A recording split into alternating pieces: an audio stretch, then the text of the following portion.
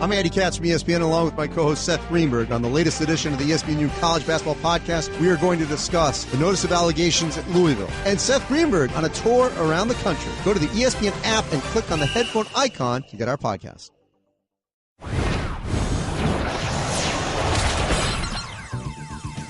Thank you. Lasky, what are you doing here? It's a big win. It's a big game tonight. No, not for you. No show for you. Second day in a row. Kickoff before the show for disrespect to the Cubs. Let's bolt him. There we go. Kalishaw, Torrey, McMullen. We'll get you another panelist. Today, the World Series and picks.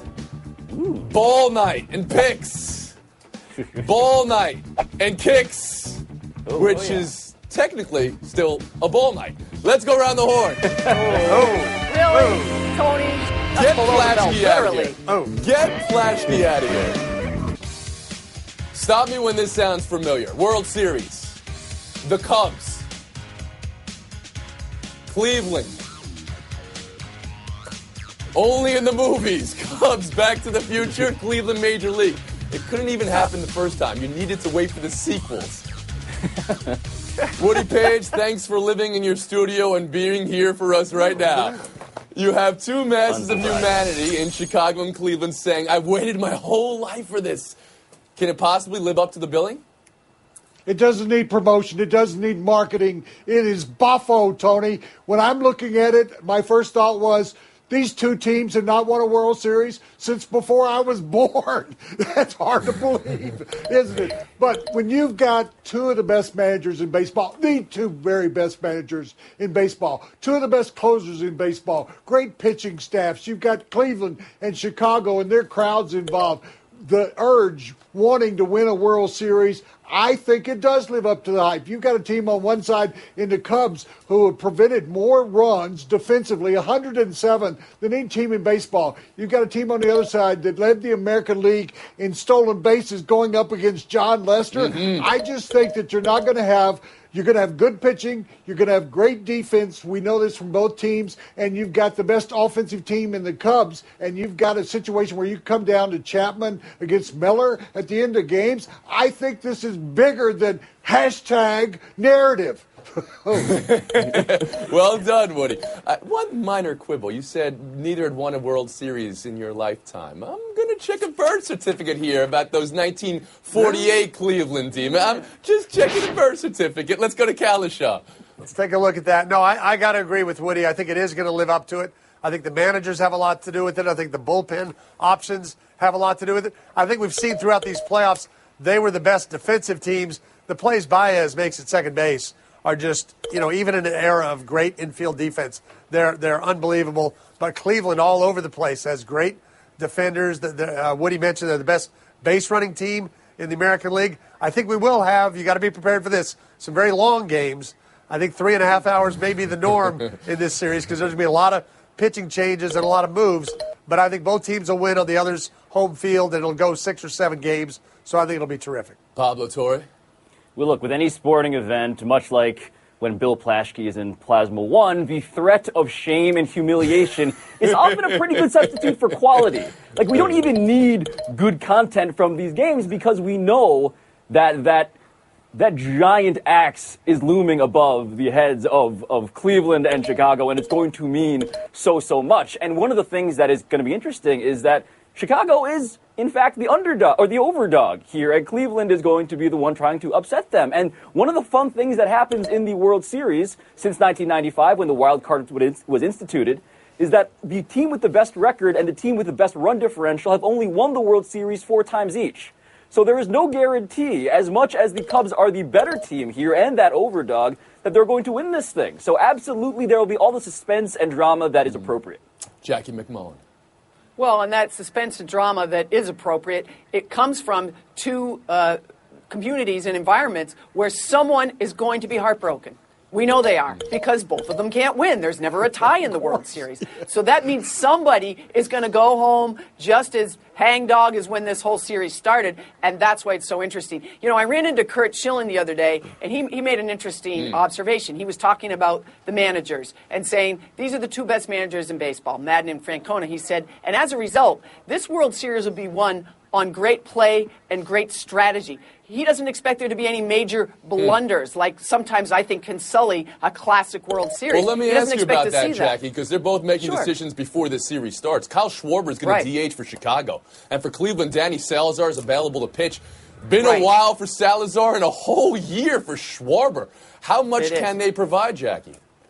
Well, I mean, if it were me, I'm not going to put Schwarber in the lineup, for Game 1. But Salazar, if he's healthy, he's going to help the Indians. And Schwarber will help in some spot situation. And the manager, by putting him on the roster, is saying, I believe in you, and I think you can help us. And isn't that what you always want from your manager? Pablo, high risk, high reward, especially with Schwarber here? Yeah, no, we don't know what Schwarber is going to do. But the guy has the Cubs' postseason record for home runs from last year. And so bringing that guy in a DH situation is great. Salazar, they just need bodies behind Kluber to get to those relievers, and so it's worth it there, too. Yeah, I think Salazar has a chance to have a bigger impact because it doesn't matter. He doesn't have to go, 7 innings and give up 1 run. He just has to be able to pitch a few innings. We've already seen Francona make great use out of starters going 4 innings. So even if he can do that one time, that may be what they need in Game 4. Woody. Right. I think it's a great idea. They provide an emotional lift. I think if you're a teammate of them and say, yeah, we got him back for the World Series, we're getting healthier. We're in a situation where Schwarber, who did help us a lot in the postseason, it's not like riding a bicycle where you can just get back on. But if they have him pinch hit, I think, that sort of kind of gradually get back into it during the season. And Salazar, I think, can give them a inning or two during the course. We see guys go to spring training for weeks, for a month, and now we're going to have Schwarber just come in and hit live pitching after sitting out for 6 months. I do feel like there's a little bit of a risk in there. All right, we've heard a horn. I need picks because I'm going to write this down. The picks you make equal the mute you take. For the series, Jackie Mack, who you got? Cleveland Indians. Terry Pablo Francona, 8-0 in World Series. Cleveland. This is not trending well. Tim Kalishaw? I've already picked the Indians in 6. They're copying me. Woody stealing Page. from me. We went Chicago, first, Tim. 6. Okay, I was about to say, I already eliminated Plaschke because we knew what he was going to do with it. We have 1 for the Cubs and 3 for Cleveland. We're going to move on. NBA opening night. Opposite the World Series. And I got to ask you guys, what's up with that? Cavs ring ceremony is a block away, an hour before first pitch. Nice that they're moving it up, but what if you're from Cleveland and you waited your whole life to go to both? Tim Kalishaw, chew on that, and also whether this year's Cavs are better than last year's Cavs.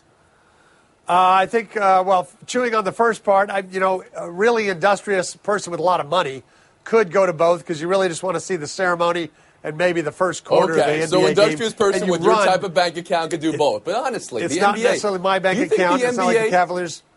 Do you think the NBA should be sitting back a little bit and say, you know what, let's not start our season opposite Game 1 of the World Series? I don't think they could change it. I mean, I think you can move it up. I don't know what you can do with the game times. Play it at 5 o'clock. That would be kind of odd. But you could do that perhaps. But I think people just have to live with it. I mean, they've celebrated the championship. They've been to the parade. They've done all that. So I think this is just more of a ceremony. Clearly the interest tonight in Cleveland, well, I shouldn't say the interest. Most of it's going to be with the baseball game, I think.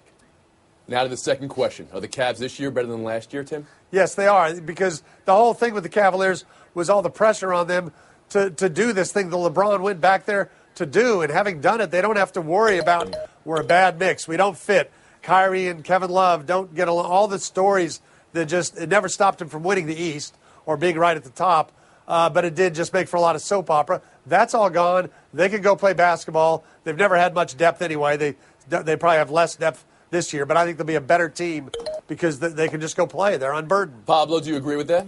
I think they are going to be the better team, a better team, because Kyrie Irving is still in the process of reaching his peak.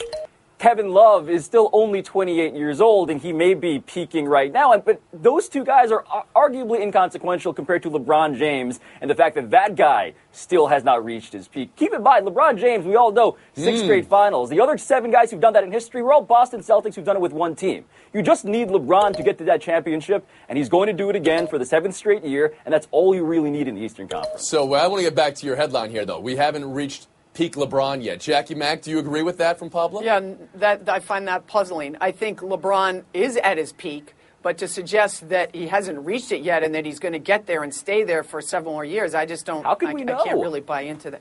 Well, I'm just going to look at his age for one thing, and the fact that during the regular season he cruises through the regular. I think it's my turn. Oh, wow, Jackie with the mute from above. Go ahead, Ms. McMullen. But so you use minutes, right? We've been watching LeBron get his minutes managed. You don't do that for someone who's a young buck who's getting ready to roll. I think it's going to be hard for Cleveland to be better for two reasons. Number one, ask anybody. It's the most impossible thing in the world to repeat in the NBA. It's so difficult. Everybody's going to be at the absolute top of their game. And the retirement of Mo Williams and the loss of Della Vedova, I do think there's a little hole there in terms of the point guard position, and it's a very, very important one for this team. So you think their depth issues are going to substantially knock them down? Just a little. Okay. Woody Page, how about you? Well, I think there's a matter where that they have not touched on the fact that Lou's going to be the head coach for the entire year. I think that's going to be an advantage for him, that he can put in his system. Maybe he had to adopt last year to what was going on there. I think, secondly, Christian Anderson was a great help, I think, for LeBron down in Miami. I've always liked his game. I get beats up inside. Love, if he's healthy for the entire year, and we know he's not going to go away. It's not going to be a situation where all year long are they going to trade him. I think it's going to be a better team overall, even though they lost five players off last year's team. Color me impressed, you guys. No one even mentioned the Warriors in that little bit on the Cavs. But we'll have to address them right now. I saw the over-under set at 68.5 wins for them. The question is, will the way last season played out, not sure if you guys saw they blew a 3-1 lead, will that change how they go after wins this season? And what does adding Durant do to it all? Pablo, what type of numbers do you expect from Team and Durant? I would take the under if that's where the line is, because the one thing the Warriors realized from last season is that even though this record, the 73-win record, is the most meaningful, most difficult record to get in the NBA, it's not going to spare them from all of the humiliation that they experience. It's not what they're actually after. And so it's fitting that they're starting the season against the Spurs, because I think Steve Kerr is going to go a lot like Greg Popovich this season. You're not going to see a lot of Iguodala in the regular season. Those guys, those starters, are going to be on rotational rest programs. You're going to be saving them for the thing that they actually now care about, now that that record from last season's out of the way. Jackie Max, Durant's going to be terrific. You see it that way? No, not really, but I do think that the Warriors are going to win the championship. Well, you asked. I think the Warriors will win the championship because they've got incredible amounts of talent, including Durant, and everybody's worried about shots. I'm just not. Just knowing the components involved, I think they'll all be able to share the ball. The biggest concern I have, and if you haven't read it, you should read Ethan Sherwood-Strauss's amazing piece on Draymond Green. He is their greatest strength and their biggest weakness, Tony, and sometimes that tilts the wrong way for the Warriors. I think we can all agree he may have cost them the championship last year. I want to get to that. First to Woody Page here, though, on the numbers you expect for this Warriors team and Durant. Well, I believe that they're going to not be as successful as they were last year because it's not as meaningful. My memory kind of fades, Tony, but it seems to me, I remember Pablo telling us on the show I was on that the record for the regular season was the most meaningful, more meaningful than winning the NBA championship. Now you're changing your mind. Pablo, I think you've got to work Durant in. I think it's going to work out well, but you don't want to go for the record this year. What you want to go for is consistency, getting this team together before you get into the playoffs. Tim Cowlishaw, let me ask you this. What do you think will be hard to overcome? 4 stars, 1 ball, or maybe being the villains, as a lot of people think Golden State are? I don't think it's the villain part. I think it's the one basketball, and it's a question of when Kevin Durant is taking shots that Harrison Barnes took a year ago, that's good. When he's taking shots that Curry and Thompson took last year, who shoot a higher percentage of threes, that's not really helping the team. And how is all that going to work? Does Curry really want to be a facilitator for Kevin Durant? So I definitely agree with Pablo. Take the under on the wins. Okay, well, you agree with Pablo. Somebody's finally giving Pablo points this way rather than taking them away. Real quick, we have no time left, so it's going to be one word or fewer on both of these. Draymond Green still kicking his leg up like a donkey. Over under 3 games suspended this year for Green. Over. Okay. Over. Okay. And now 1 nod or fewer. Is it going to be a Warriors-Cavs final again? Let me see. Good. I'll see you guys in 8 months. We're taking a break. Buy ourselves next. Hey, it's Matthew Berry from the Fantasy Focus Football Podcast. End of the show, Field Yates, Stephania Bell, and myself talk about the Monday Night Football game. We've got waiver wire pickups and lots of injury updates. But just check it out on the ESPN app. Click on the Listen tab, Fantasy Focus Football. Buy or sell. Oh, yeah. The Brock Osweiler Bowl you never knew you needed. This like every other primetime game this year, right? Suboptimal. And both these teams still in first place. Woody, you've witnessed Osweiler's struggles visually and statistically. Is it as bad as it looks for him in Houston right now? Yes, it is, and I think if there was a lemon law in Houston that they would want to give him back if they could, because it hadn't worked out at all, 73 million reasons why. I just think, having watched him for the last 4 years, here's a kid with great natural ability, but he's not really a great quarterback. He's very subpar this year if you actually look at it, and I think he's hurting Houston, and I think he's always going to be nothing more than an average NFL quarterback, and his release point is bad, and if the windows and the walls in my place could talk, they would have told me that yesterday, because I live in the place that he lived in before he went to Houston. I was about to mute you, but what did you just say? You live in his old house? Is that what you're telling us? Didn't you also do this with Allen Iverson? What about you just move into houses of former athletes? Let's just go. Kalisha, who else? There's a reason some people are always on the move. I will say this. I don't think it's as terrifying as it looks. He has these 3 games where he's thrown 40 passes and not reached 200 yards. And last night he didn't even come close. The 2 of those games are against the Broncos and the Vikings. That's as good a pass defense as you're going to face. They're at least not teams in his division. It can get better. It has to. Pablo Torre? I think it is as bad as it looks because those 3 games, which Tim volunteered there, are the first time that has happened. 40 attempts, under 200 yards in a single NFL season ever. In fact, he has the second lowest total in terms of that many attempts and that few yards ever. And the last guy on that list was Jesse Palmer, and that was his last start. So this is not good. So what you're saying is Brock Osweiler is going to be on Good Morning America. Okay, well, that's good news. He's a handsome man. Jackie Mack, how about you? I don't know. I'm starting to feel sorry for Brock Osweiler, to be honest with you. He's got a 47.8 QBR. That puts him 26 in the NFL. So that's what I call way, way, way below mediocre. That's down near the bottom. And I think it's really just a case of, obviously, Houston panicking a bit and overpaying. But, Woody, remember this. Last time I checked, the Denver Broncos planned to make Brock Osweiler their starting quarterback before he spurned them. So, buyer's remorse, sure, but the Broncos could have been the ones on that end. That is true, right, Woody?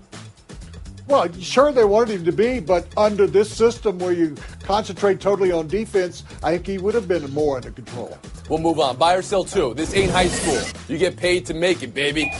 Kick it through the 2 polls and we'd be 5-2. Bruce Arians has pledged his support of Chandler Catanzaro, but buy or sell his delivery of that message. Timmy?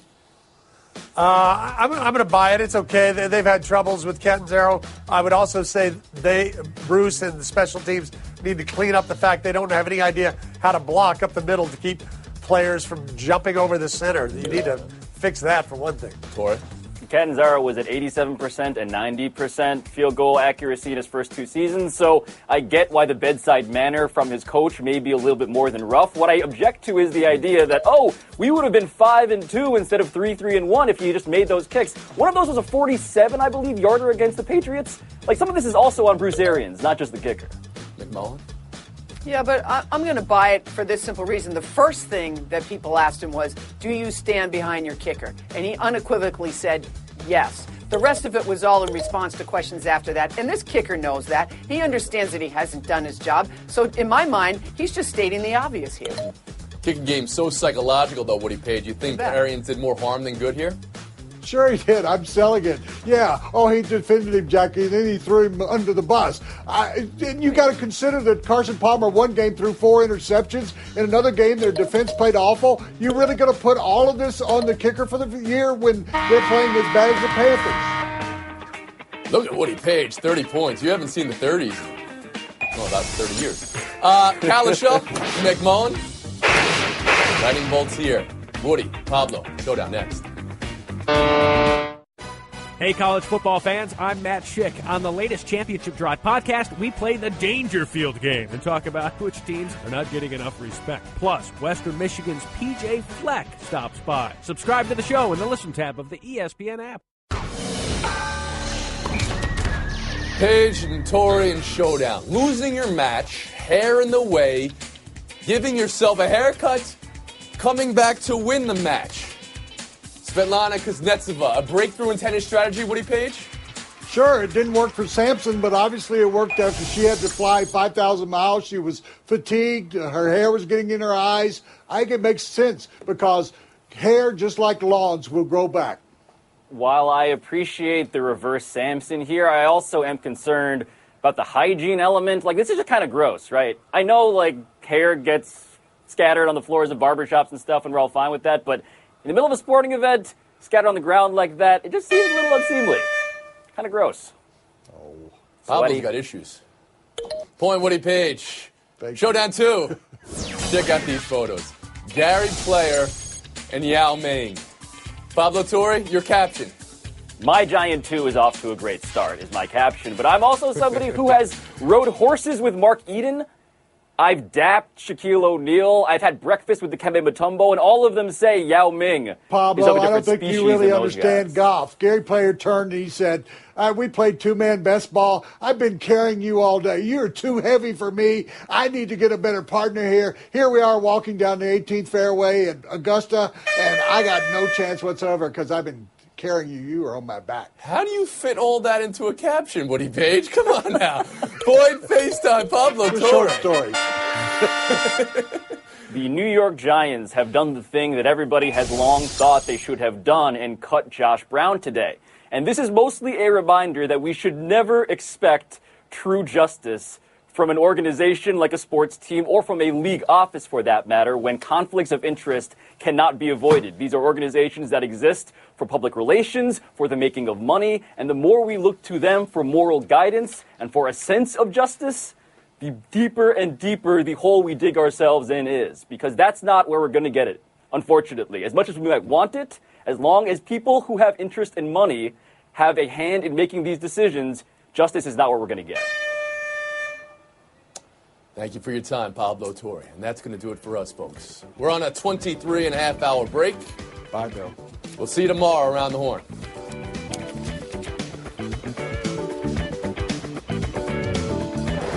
Maybe Plash will be back tomorrow and I can bolt him before the show starts again. Get paid for that? Cal storms into the Coliseum with the nation's second-best passing attack and averaging over 43 points per game. Can USC slow them down? Coverage begins